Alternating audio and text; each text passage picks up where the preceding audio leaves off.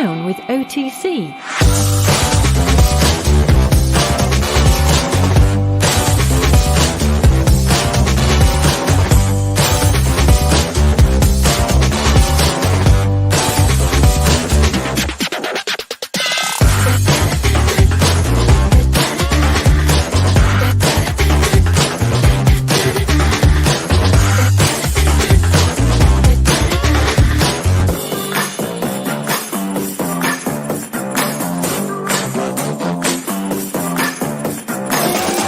Down with OTC.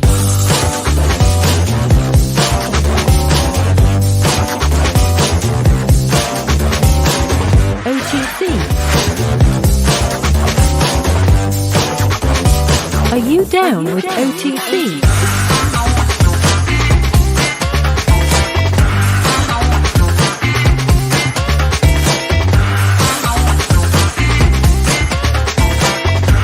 Are you down with OTC?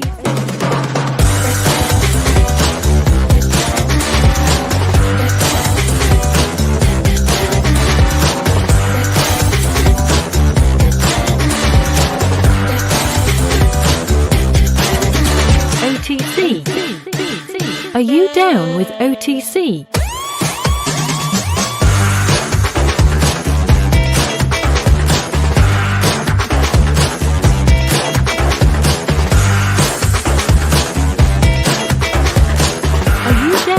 Down with OTC.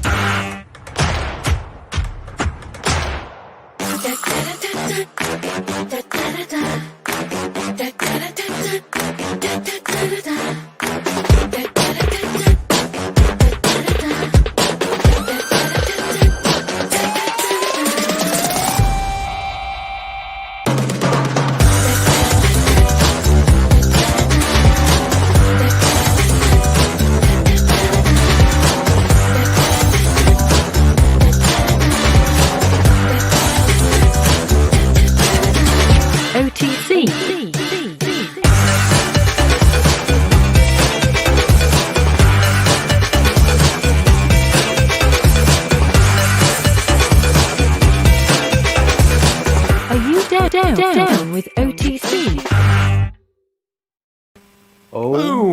OTC. Who's down with OTC? Who is down with OTC? And XRP, BTC, ETH, all the way from gold to the carbon credits.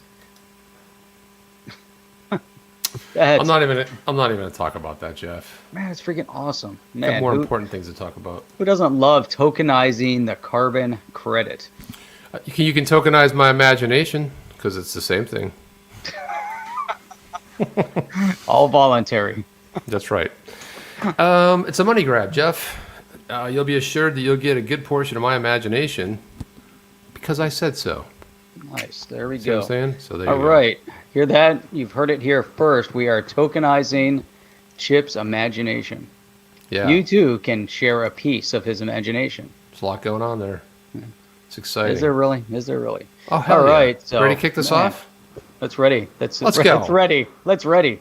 Let's ready it up. Boom.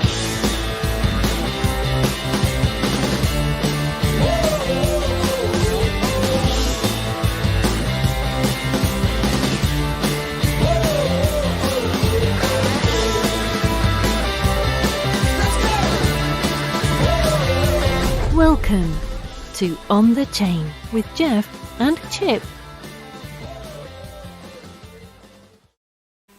Dude, guaranteed we are the only YouTube channel that runs a 3-minute hold to open, 10-second intro, 30-second.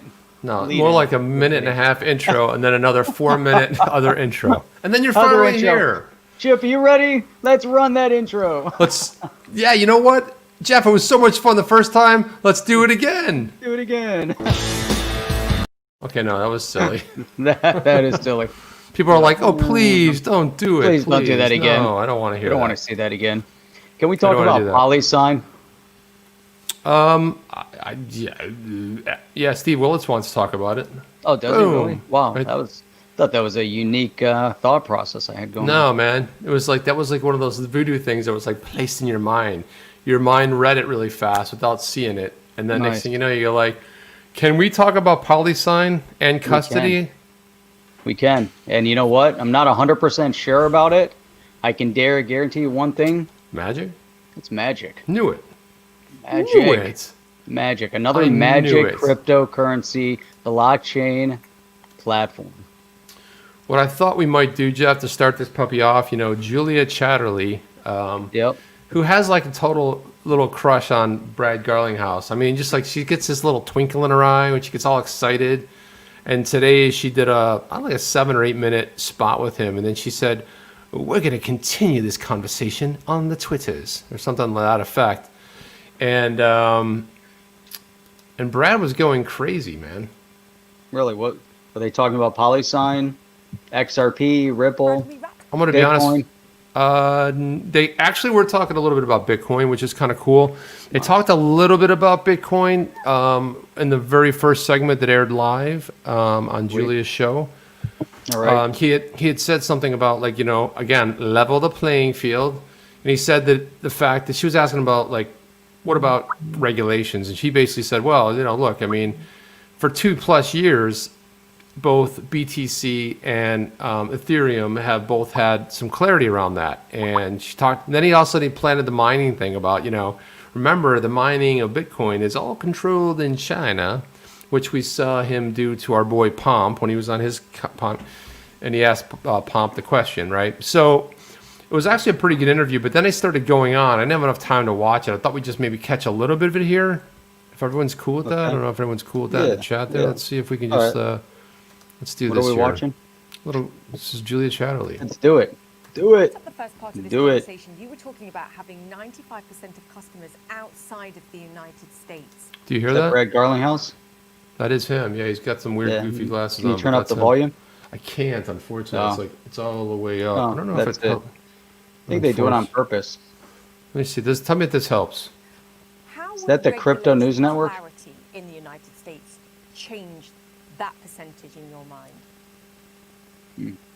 Well, I think you'd see more and more U.S. companies willing to lean in and engage and embrace, hey, these are new technologies, they can solve problems. When They can solve problems, Jeff. Did you hear that? Yeah. Are we talking about Bitcoin?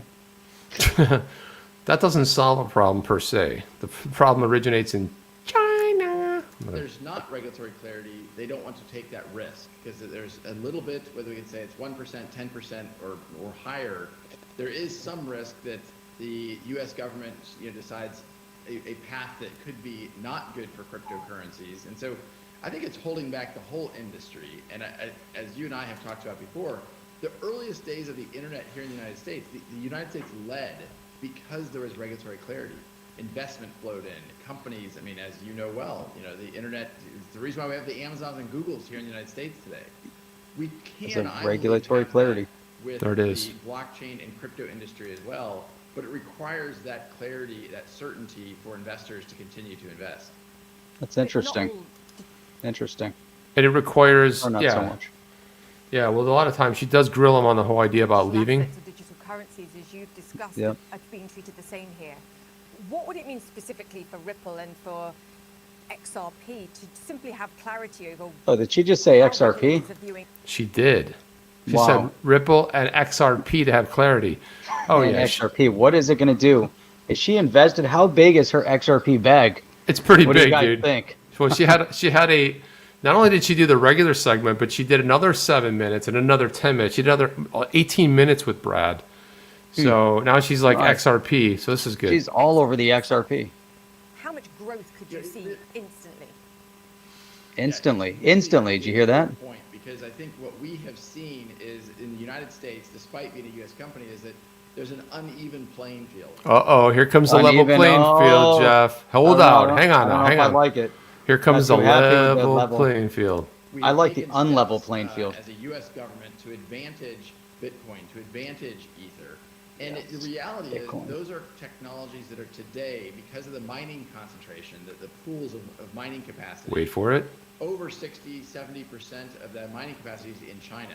And so we've advanced China. those technologies. So here in the US, China. what we simply have sought is a level playing field so we can compete, kind of on that. Jeff, we're just looking for a level playing field. If we could just get a level playing field, yeah. Here's my this- level playing field. I Yeah, want a Berserker. level. You know what's good about a level playing field is when you're running, kicking the ball, running with the ball. You don't trip, doesn't go Right. all over the. Oh, he's talking about a different playing field. Well, Jeff, normally when we talked about a level playing field outside of crypto, leveling the playing field was socialism. It was communism, because that's they use this very same language. Let's level the playing field. We're all equal. No one's above each other. We're all the same, and we're all going to be the same. The problem is that 99.5% of the people were the same, and that 0.5%.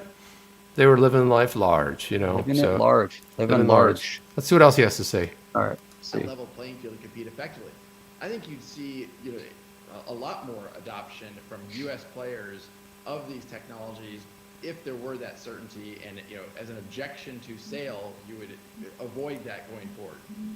Just give me a sense, if you can, sort of percentage growth in the number of customers. Yeah, she's got a big bag, Jeff. She wants to know the percentage growth. She wants to start doing the numbers in her head. She's like, doing the numbers. She's like, dude, 60. When was this? When was the interview? Today? earlier today, yeah. She wants to know. Today. So she's thinking, let's see. She's already said she's thinking about, she said how, rapid growth, and she's thinking XRP. Now she's thinking it's 62 cents right now. She wants How to much know. further can it go? She wants to know a percentage. She's trying to nail him down for a percentage. Let's see if Brad bites on this one. Let's see if he's going to fall into her trap. That you have today as a result of getting that clarity and them saying, okay, regulators are happy, we're joining the network, we're on board. Ooh. I can't The say regulators. the exact number. The way I think about Uh-oh, Jeff. He can't give her a number, but he's going to tell her the way he thinks about it. is, we've publicly shared, we've done over 2 million payment transactions over Ripple. See how he cleverly started rolling into numbers? Stress the successes, Jeff. Go after that stuff. And about That's right. 20% of those are happening through XRP. Certainly, Oh. at 20%, I would expect 20%. to increase because banks. Did you see that little flash where she had she was like a little she was like, what? Like 20%. She's like, yeah, tell me some more But he about says he that. expects it to rise, though. He expects it to go up, so. That's right. providers, financial institutions who get more comfortable with, I'm more comfortable using these technologies. So I would expect the percentage to grow. And again, I would expect the overall pool to grow because people would say, okay, great, I understand that there is regulatory certainty for Ripple, for the technology stack that Ripple uses. Yep. So when are you going to make the decision? She wants to know if they're, she's like, if you move out now, forget about the clarity. This is like she's going for this. This is fantastic right here. She's like, look at that. Look at that look too. See that? She's got the. she's kind of giving him the side eyes. look. and Yep, if you look at Brad, he's lost in that glaze right there. He knows he's just completely lovesick. He just got caught. Oh yeah, he's caught. He's just like, the glasses can't even hide it. She wants to know when he's going to pull the decision lever on moving outside the U.S. so we don't have to worry about this regulation clarity. Let's listen in. Yeah. What are you hearing from the SEC and from regulators at this moment? Because I know Nothing. Ooh, nothing. Hey, what do you think about his suit? Look at that. Look at that color. It's nice, Pretty man. nice I like color, got the red tie going. Yeah, it's pretty what are cool. you hearing specifically from the United States regulators, and when will you make the decision to go, you know what, we can't hang around any longer. We have to move our HQ somewhere else. Is it next year? She's like, is it next year? We got to move our HQ. Brad, exactly when is it exactly? Is it next She said year? H. Did And she next say year- HQ. HQ. And she said, by next year, are we talking about, hey, Connie, how are you? She goes, by next year, do we mean like Q1? Are we talking Jan, Feb, March? We're talking Yeah. Q2? I love how she's like nailing down. Look at that stare right there. That stare, and he's stuck now. He's like, oh damn, how am I gonna tiptoe gonna- around this one? Let's listen in, shall we? I'm super hopeful that as the Biden administration What? What? He's helpful. All right, He's let's help- put on to something else. He's hopeful that the Biden administration, that's not starting off. starts making decisions about their appointments and overall policy decisions, I think you're seeing improved tailwinds and improved, in some cases, clarity. But things. Wait a minute. So In is some cases, clarity. which cases are those, Jeff? So he's hinting that because Biden's coming, all of a sudden everything's There's gonna been be clarity. cleared. There's going to be clarity, the appointments, everything's going to be grooving. Of course, they're going to go right past the Bitcoin. Yeah, here we go. Climate change, things about CO2 emissions are going to become more important. Right, for the climate change, Jeff. Right on track. Right on track, Jeff. And you haven't seen this yet. You haven't seen this yet, right? What? Oh no, I haven't seen this. This is insane. The understanding and empathy for the empathy, Jeff. Always got to have empathy. You know what my empathy's for? Talking about XRP holders are where I put my empathy right there. That's what I want to know. Putting empathy in the carbon credit. I want to know: is the company focused on growth? Are they focused on acquiring customers? That's kind of what I'm looking at. Immigrant community, I think, will become. They keep talking about higher carbon and credits. Look at the core. One of the things that Ripple is solving, one of the things that XRP is extremely good at solving, is to reduce the cost of those remittance payments. As you and I have talked before, the average payment cost for a remittance is around 7%, and that's 7% for a population that can at least afford it. So we haven't put a strict timeline on when we'll make a decision.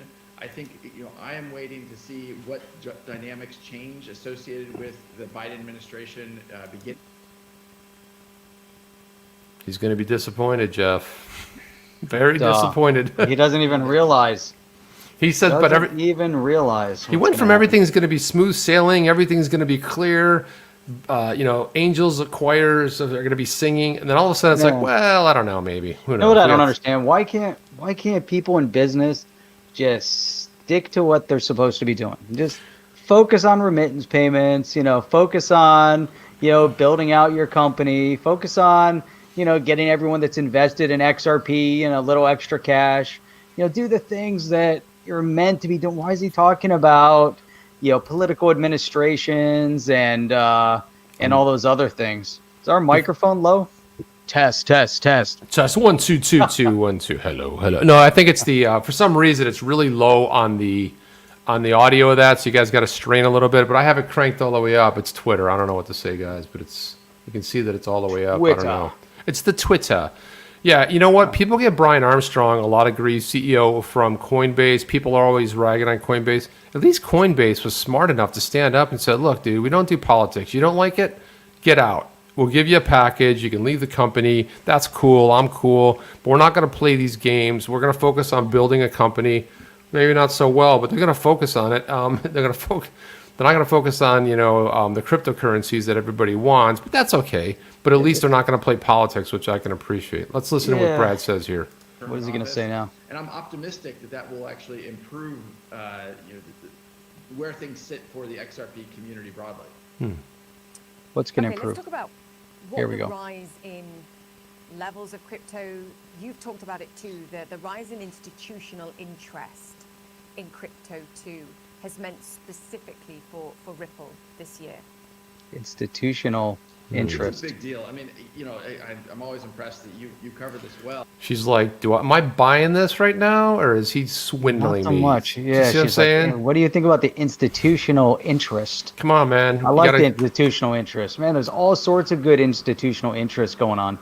Oh, tons of it. But he's like too focused on the carbon credit.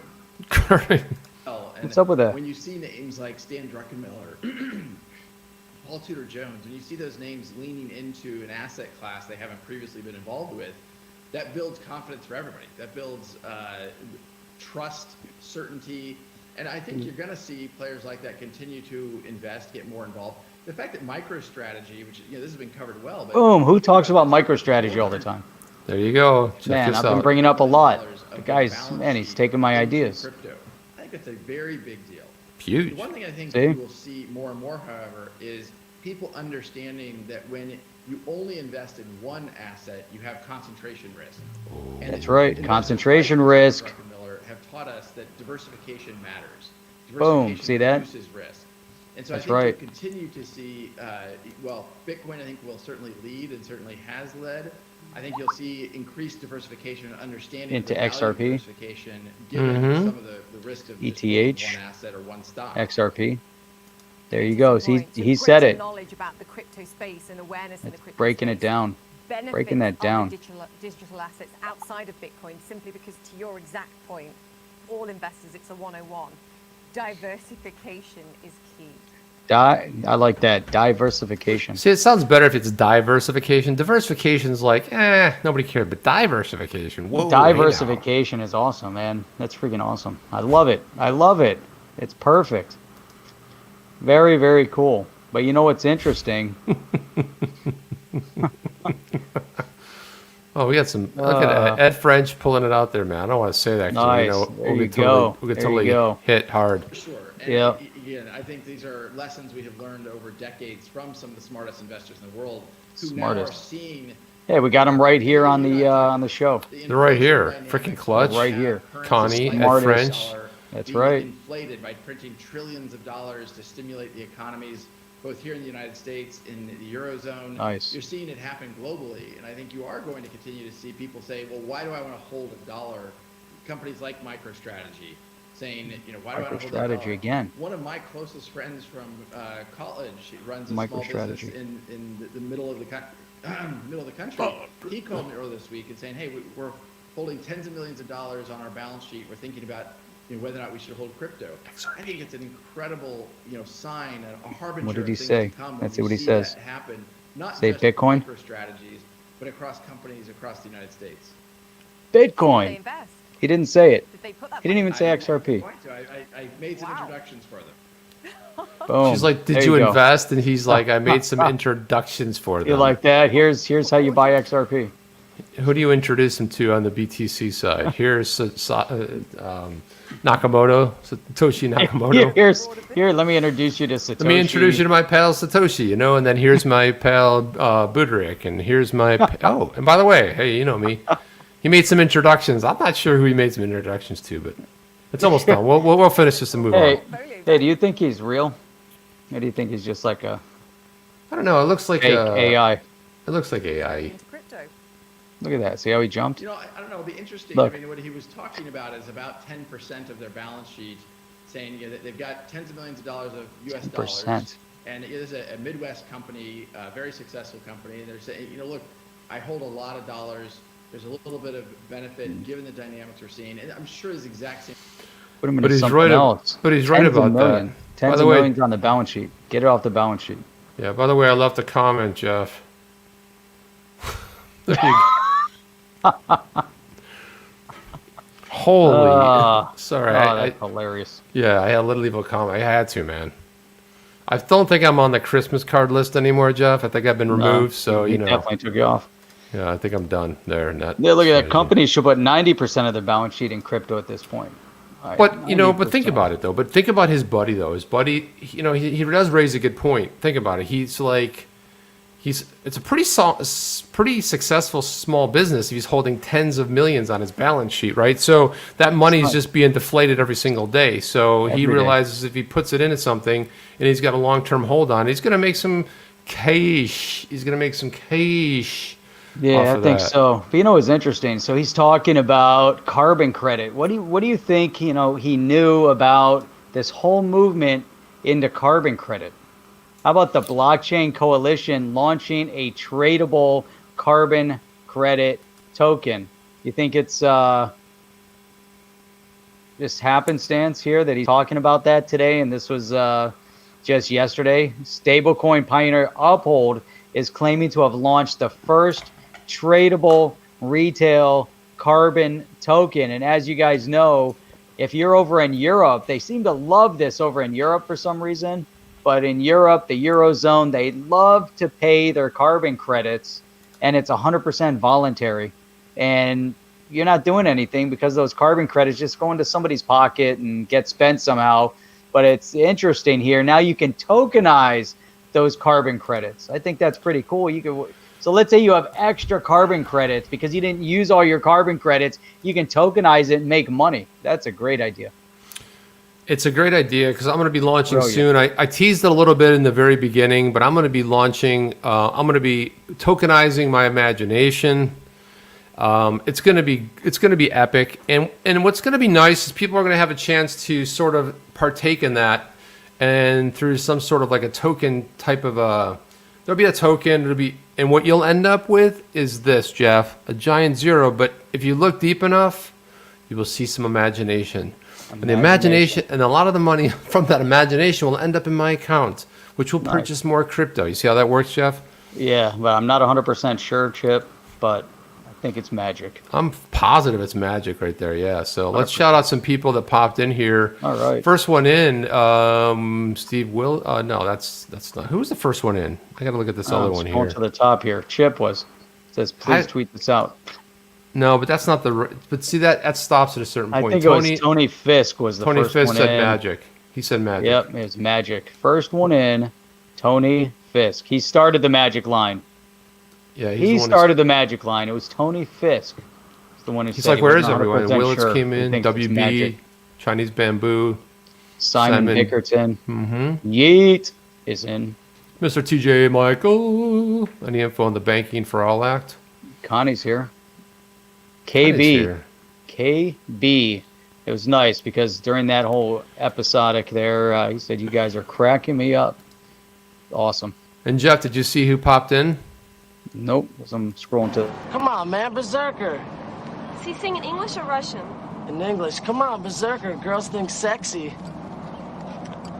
I'll watch. Wait, he's gonna sing and watch. It's too funny. My love for you is like a truck berserker. Would you like some making fuck berserker? Berserker's here, so there you go. Berserker's here. Berserker is in the room. He has his own little call out right there, man. Berserker. Freaking awesome. That's freaking awesome. Now we can call it a day. We got that out. We got that one out. That was freaking awesome. That was good. Rain's in the house as well. Let the bulls out. The bulls out. Nice. Jeff, you got a new spelling for your roll out name. I there. like it. And I see like how that name. Yeah. And look at me. I've got a number 1 in my name. I like that too. There you go. That's pretty good. Pretty Chef. good. That takes a lot. It's a lot to get the 1 in the chip because you got the CH and your IP, HIP like that, but then you got to get the 1 way up there on the keyboard. That's nice. It's kind of like number 1, right? However, I like if you're that. watching on your phone, I guess it would be. Yeah, if you're watching on the phone. So, yeah. Berserker. There he is. Rain. LOL. Yeah, there we go. So check this out. I know we talked a little bit about this with our guys over at Cinnamon, and you remember they were talking about bringing in this new concept because YouTube's not doing it, none of the social media was doing it, where the camera is actually monitoring your feedback as you're watching the video. And so they thought that this was like cutting edge technology. Yeah, because right. of course everybody in the world is going to want to know that YouTube is monitoring their feedback and providing automatic feedback to the video. But guess what? Microsoft beat them to the punch and filed a patent to record and score meetings based on body language. You know what? I've been to enough of these corporate meetings. And I mean, Jeff, how many conferences have you been to? You sit down at this giant table or you go in the lobby somewhere. It's real. I don't need that. I know instantly when you've lost someone's attention. You know what I mean? It's like they're sitting there, and I always try to be like, and then my eyes glaze over, and then I start drilling them. See? I got sidetracked with my phone. Then I start drilling them. That's exactly how you know. You don't need software to do that. You don't need AI. You kind of already know. But when you got these guys that are sitting behind a monitor all day long programming, they never actually get to see anybody else. So like, I got this great idea. It'd be awesome is if everybody in a meeting was monitored and then you can see what their feedback was because they don't have a lot of social interaction. Yeah, I mean, where it's real obvious is now that I've been working remote since March 17th of this year, what I've noticed is like on the video, like when you're on the video the whole time, some people will have their video off and you're like, they're just checked out from day one. Every once in a while you're there and they even have their mic mute. They're mute. It's like their mic is muted and they're like, no, I'm here. And then they go off camera, they mute their mic. So that's where it's really obvious. Like in a meeting sometimes, you were talking, looking around the table, whatever. But I don't think that's exactly the same thing. I think they could claim it because I think Cinnamon's was more like about different. Yeah, it was like more emotional. But it is interesting that they were thinking in terms of this, and all of a sudden, whoop, here it goes, just like that. But that's because he was on our show when they did it, and Microsoft monitors our show, so it kind of makes sense. I always like these comments. I like to throw these comments up once in a while.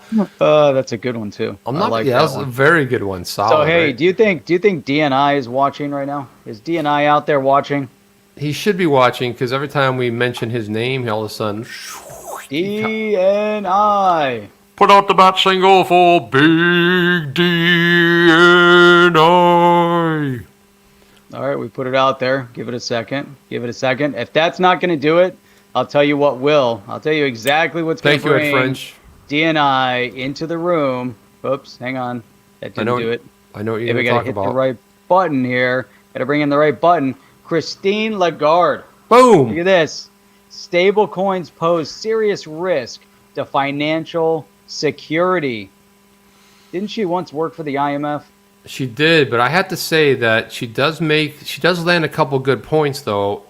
I mean, part of the thing that she talks about in that article is that, think about it, you think about a stable coin and you think about the fact that suppose that you have a central bank or you have a lot of people that all of a sudden put an enormous amount of money into that stable coin, it will become destabilized very quickly.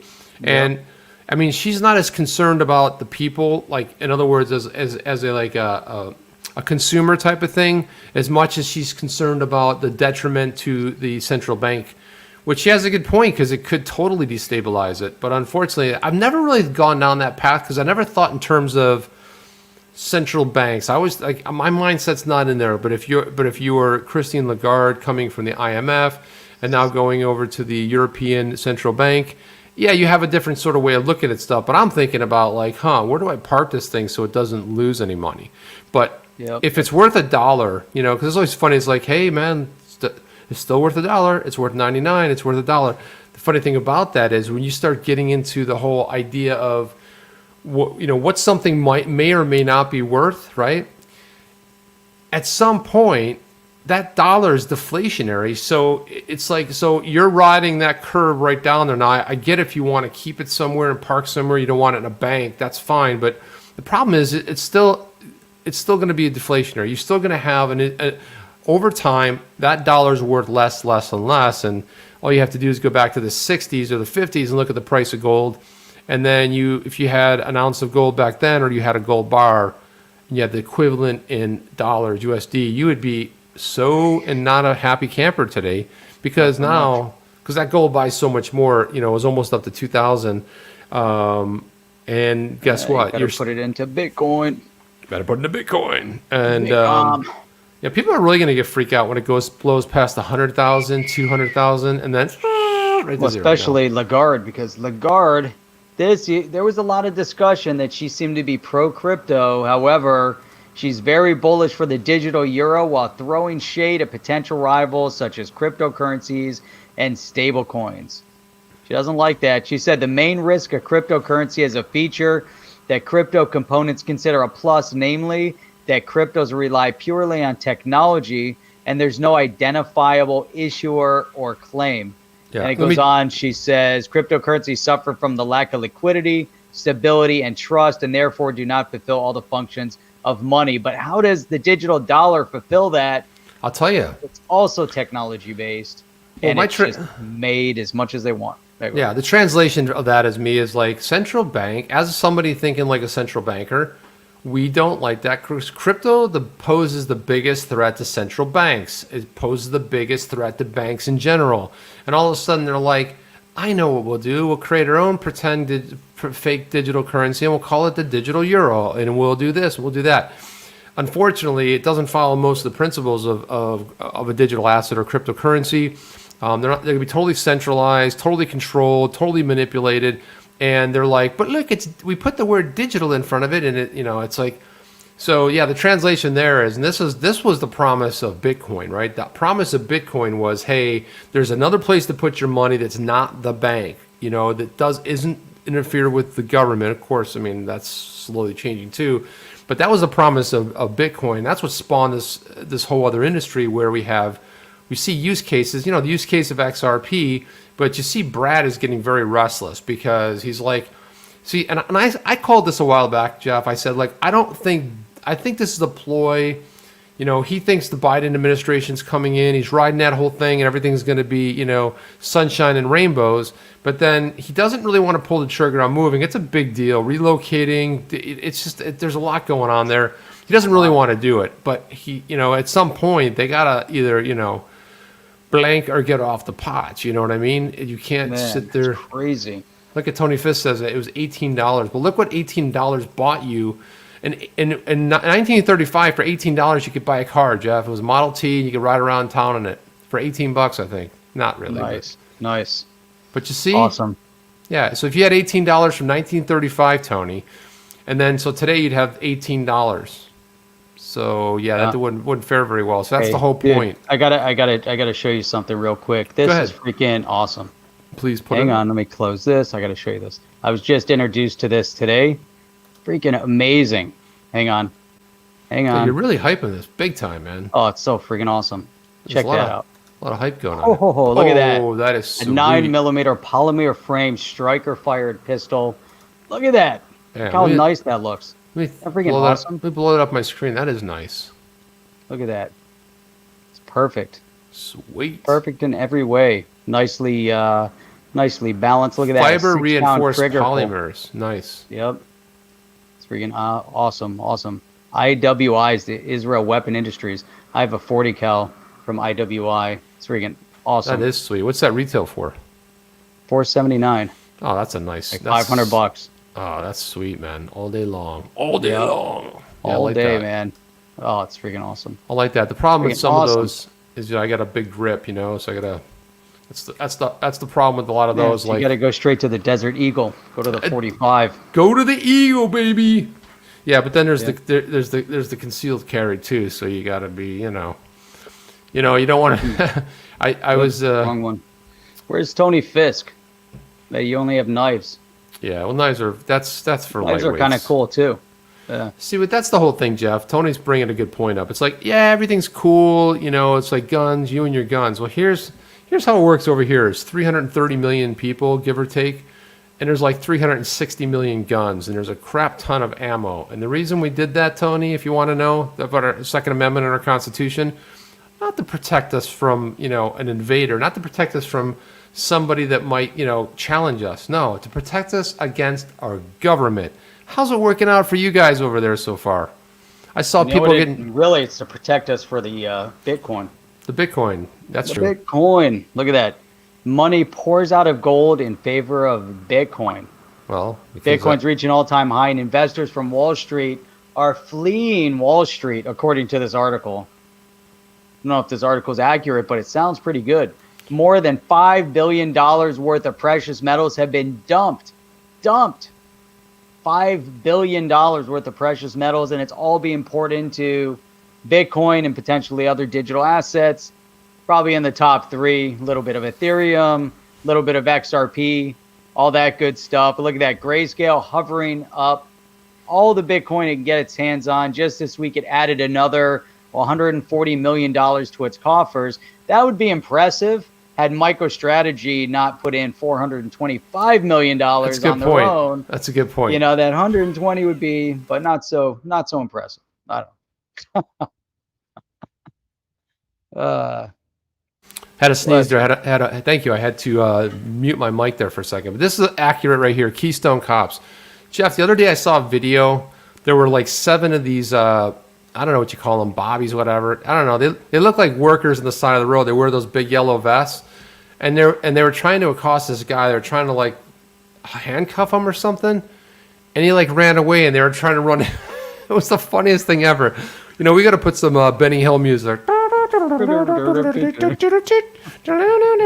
to put some of that. I got to find that clip and do some Benny Hill music. I was like, first of all, in the U.S., you would get your ass. First of all, they would be beating you. Yep. Yeah. He's going to go get dinner? Yeah, we use knives. Yeah, we have knives too, dude, so that's cool. We have knives at the end of our guns. They're called bayonets. The bayonets are pretty cool. Check this out. Here's another one. Don't know if it's accurate, but it's on this article, so it must be. Oh, it must be. CEO of a $7 trillion fund sees Bitcoin as a global market asset. It doesn't say as a, it just says as global market asset. So you could say it's like the global market asset. And it says here, the manager said that while Bitcoin is currently a small market, there's potential for a massive upside. And that was Larry Fink, CEO of BlackRock. Oh, BlackRock's huge, man. That is badass. It's massive. And he was in a speech at the nonprofit Body Council of Foreign Relations. He said that Bitcoin had caught the attention and imagination of many people, especially those probably in this body here that were probably all pretty wealthy, looking for places to put their assets. And they're like, wow, here's a new asset class, and it's picking up here, especially pushing the Bitcoin to almost 20,000. I think that's getting the attention of some big players. And even Garlinghouse talked about it. He said, the big institutions looking at the digital assets, looking at the Bitcoin. What's interesting, Chip, is that as individual retailers look at Bitcoin like, oh my God, it's 20,000. They start looking at other options. They look at Ethereum, they look at XRP, right. They start looking at other projects. They look at the validity of the project, and that's where you start seeing the growth, across the board. No, it's spot on. I mean, the what we're starting to see in 2021, I mean, we really thought, a lot of us, I think, thought 2021 was going to be, or 2020 was going to be the year. Let me go ahead and share my screen again. Let's see if I've got this. Nope. I got to go ahead and unshare this because I got it set unshare. I gotta share it, then I got to unshare it, then I got to share it I forgot to turn on the other monitor, and then I can just drag and drop stuff over to it, and I forgot to turn it on. So there you go. So check this out. So PayPal CEO says digital currencies are set to go mainstream. And I thought they had like a nice boost to their bottom line just because they had, so Dan Schulman said the use of digital currencies set to go mainstream. Get out of here. What is all this stuff at the bottom mainstream here? On the crypto. Yeah, so they're starting to see some, I forgot, it was like something like 15 or 20%. Let's see if they have the figure. Maybe it was a different article I read. Mm-hmm. He said that who he sees PayPal's biggest competitor, he said he's keeping an eye on Ant Financial, China's largest mobile payment company. Had a tremendous success in the country. He said with a comprehensive digital wallet that includes all elements of financial services, all elements of shopping. Is it for the greater good, Jeff, in the interest of advancement of technology? No, it's all about control. But that's something, greater good. The greater good to each. Hey, so while we're doing this here live, I'm messaging David Gochstein. And there's a high probability chance that we're going to have him on with us on Sunday. That'd be really cool, man. It'd be great to have David back on here. Last time he was on here, we had a rocking good time. I will try to keep the pretty much everything focused on cryptocurrency, but I like him because he's a big XRP fan and advocate, but he also likes Ether. He likes Bitcoin. He likes a lot of different projects, and I think he's a really good influencer out there because he's not like he's not a tribal type of a guy. But even though he loves XRP, I really have to say that look at this one right here. Morton Halley says the greater good equals my wallet. It looks like we're going to be Sunday night, 8 p.m. Eastern Standard Time, the round table, and we're going to have David on with us live on the chain. Man. Oh, we're going to do it live. Do it live. I think we're going to do it live, yeah. Do it live. That's going to be freaking awesome. Well, live is good, man, because everybody gets to interact. But, everyone can ask some questions. And, of course, 8 a.m. Saturday morning, that's 8 a.m. Eastern Standard Time. Be here with me, chatting. We'll talk a little bit about coffee and some other things. Berserker. He says, like the video, Pete, before I go berserk. And Tony Fist says, Berserker rage, Berserker. The rage. Does he do it in Russian? No, it does in English. Does in English. Does it in English, man. Bitcoin. I got so many things lined up here, and then I don't know. I don't know. What do you know about Bitcoin and Ethereum nodes? Not much, Jeff. You know what this article is saying right here is that Ethereum has now flipped Bitcoin's node count. I don't know what that means, Jeff. Is that a good thing or a bad thing? I have no idea, but it's in this article, and it's pretty cool. A surge of validators awaiting ETH2, Ethereum 2.0 staking, has pushed Ethereum's node count to 12,259, surpassing Bitcoin by more than 100. That's pretty amazing. Well, I know Ether 2.0 is has it dropped yet? I know it was like, I kept hearing rumblings it was coming out. Does anybody know? Does anybody Yeah, I comment on thought that? so. I thought so. Yep. Yeah. Yeah, there's still a chance. Are you saying there's a chance? Yeah, there's a chance. There is a chance. What's up with our comments here? I don't see them rolling in here, right? Oh, there we go. Let's see. It's We're still live? Here we are. So BZ said, hey, come on, Chip, 2020 isn't done yet. God, you know what? You're right about that, man. I mean, what else could potentially, I mean, holy cow, right? We have a few days left. I mean, it's all good. So, I mean, it's cool. It's all good. Dude, and then there's this whole other article, man. This could take on a whole life of itself, but I know you've got your own comments on this. I got to pull this up. It has something to do with CBDCs. And my favorite topic. Here's the article from Mises Institute. Mrs. I don't know what that is. Is that Mrs. or Mises? Mises, probably. Huh. It says here, why central bank digital currencies are a bad idea. Oh, please go on. That's it. That's the title. Well, I know, but I want to hear more. Hey, I want to hear more. I want to hear more. More. Central bank digital currencies being sold with the narrative protecting consumers who are increasingly moving to cashless payments. Some say that these cashless payments will rob us of the privacy advantages of cash while exposing us to bank runs, payment network blackouts, and foreign financial adversaries. Lee esto en español. Oh, whoops, wait a minute. So we have some fiat. We have a fiat fan there, that writer. I want my cash. I need my cash. I need my fiat. Cash money. Cash money. So this person is not a big fan of the CBDC, calling it helicopter money, blah, blah, blah, negative interest rates, lots of stuff in here, financial surveillance. Pro-CBDC arguments are misleading. CBDCs will come and will make things worse. There you go. That's pretty much the whole article. And well, I kind of say it's one of my favorite articles we've had of the night. It's what I've been saying for a long time, that it's just not. It's not going to be what everybody thinks it's going to be, and that's kind of like we're hearing like these rumblings right there. We need a chef. We need a chef and a chip. Nodes running 24/7. You know what? We got to just we just got to do AI of ourselves so we can just pump out videos all the time, nonstop. I think that'd be kind of cool. Yeah. What do you think? In Russia, the coins are their citizens, and they are controlled. There you go. There you are. Wow. There you go, and there you are. That's exactly what it is. We need Jeff and chip nodes running 24/7. 24/7, man. 24/7. Just have that on the screen. We should put that up there. Oh, there it is. So it launched there. Thank you for that, Morton. The ETO 2.0 Phase 0 launched on December 1. What is Phase 0 on that? That was yesterday. I know. But what is Phase 0? I don't know. I don't know what Phase 0 is. How many phases do they have? have? Look there, Sir John.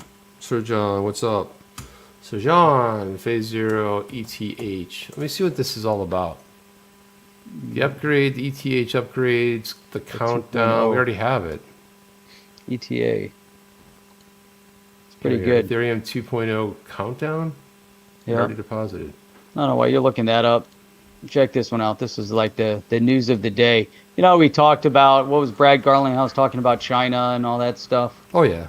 Right. And Bitcoin, China.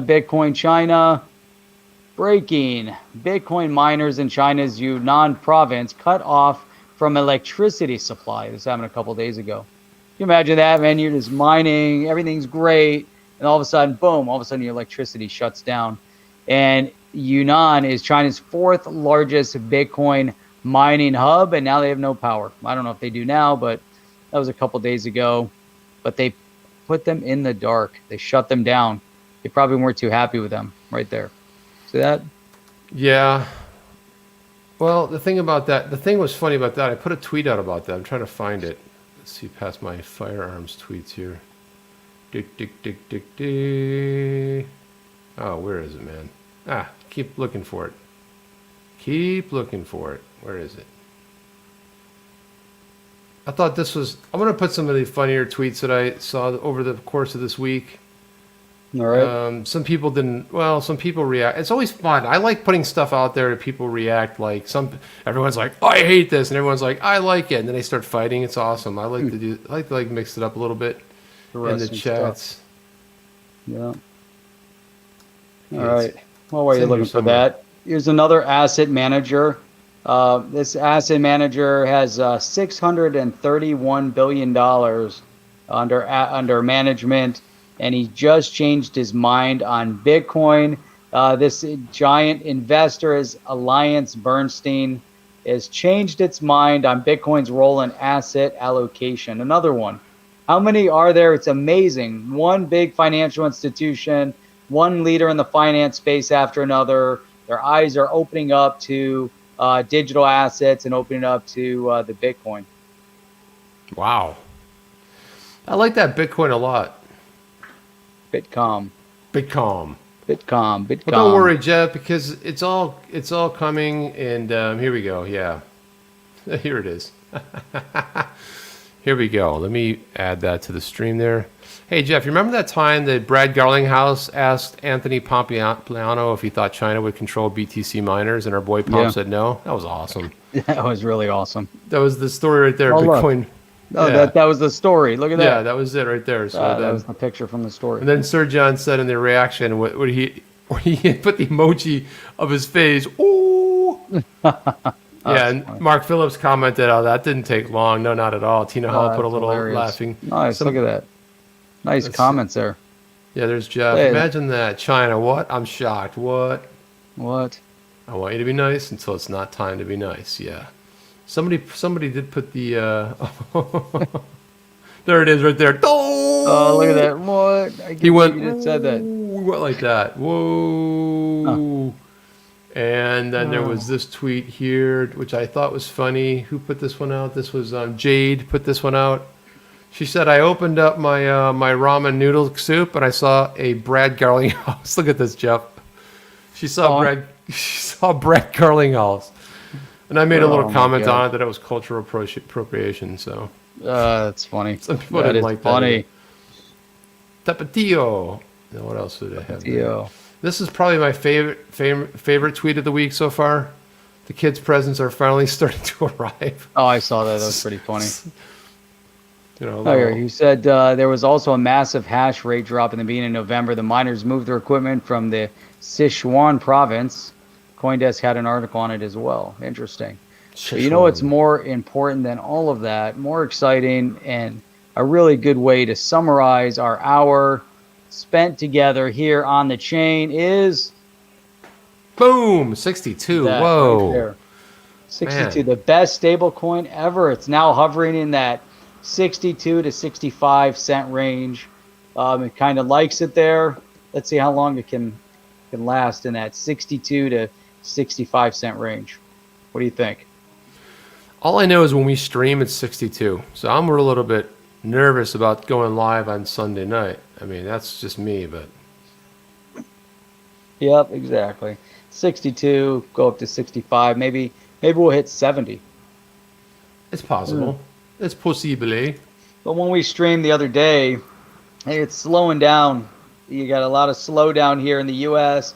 Korea, not doing much. But you know what? It is a Thursday. Well, it's a Thursday over there, but you would think... Look at this one here. China allows Ponzi schemes that go on and on, then sends the Chinese police to seize the assets, inherently funding the Chinese Communist Party. Huh. Isn't that interesting? That's so shocking that happens, Jeff. Yeah, Tony's right about this one. He used to buy chocolate cigarettes as a kid. Oh, sorry about that. What do we have in there? What was the Connie one there? It is better than 32, yeah. It is better. It's just like the one time where you want a higher number, you know. It's like in life, you're like, 62 trumps, 32, right? I mean, it's nice. So, but you remember we were like hovering about 17, 19, 20, 21, 20. Cool. Then we got to 25. So it is kind of a cool thing. What's weird about Bitcoin, did Bitcoin get up to almost 9? Did it break 20? It was like right... 19.8 something. Yeah, it was like right there, man. I don't know. It's getting close. Yeah, I don't know getting why. Close. Yeah, there's something really weird about that. Yeah. But yeah, that's how it goes. That is how it goes. That is the excitement of tonight. Hey, don't forget, every Saturday morning, 8 a.m. Eastern Standard Time, Sunday, Roundtable, this week with David Gochstein, 8 p.m. Eastern Standard Time. Yeah. Only on the chain. Before we end this, Jeff, I would like to end with something I thought was very witty and on point. Every once in a while, I'll see a Twitter thread out there where somebody totally nails it. And I don't know how they're able to put a lot of like energy and thought and then like distill it down to a little tweet. But I want to put this. This is Balaji. This is one of the guys that I totally love. And but he said, this is some really good on point. He said, we should be super productive in the physical world. After all, our predecessors built railroads, skyscrapers, airplanes, and automobiles without computers or the internet. And then they built them fast using just typewriters, slide rulers, and safety margins. That's impressive. It's like, think about that. The Golden Gate Bridge was built in like 4 years or something ridiculous like that. Now we can't even get an inspector out there. It takes 2.5 years. So he said, this is a corollary to the Tyler Cowen Thiel concept of the Great Stagnation. Where is all that extra productivity gone? Doesn't appear to manifest in the physical world for sure. And you can argue that it is there in the internet world. There are a few possible theses. Number one, the great distraction, right? All the productivity we gain has been frittered away on equal and opposite distractions like social media, games, etc. Totally on point. Two, the great dissipation. The productivity has been dissipated on things like forms, compliance, processes. Kind of what we were talking about before. It's like it's all of that other stuff that we don't have a chance to build. Three, the great divergence. The productivity is there. It's just only harnessed by the indistractable few. Number four, the great dilemma. Productivity has been burned in bizarre ways that require line-by-line profiling of everything, like the tunnel study. Like, why tunnels in the U.S. cost much more? And a lot of this stuff has to do with the regulations. He doesn't really hit that, but that's regulations and hoops you got to jump through. Number five, the great dumbness. The productivity is here. We just made dumb decisions in the West while others have harnessed it. See, for example, China building a train station in 9 hours versus taking 100 to 1,000 hours that long to upgrade a Caltrain stop. Okay, so he's making some good points here. What he fails to mention is they built that with 4 billion men. No, I didn't.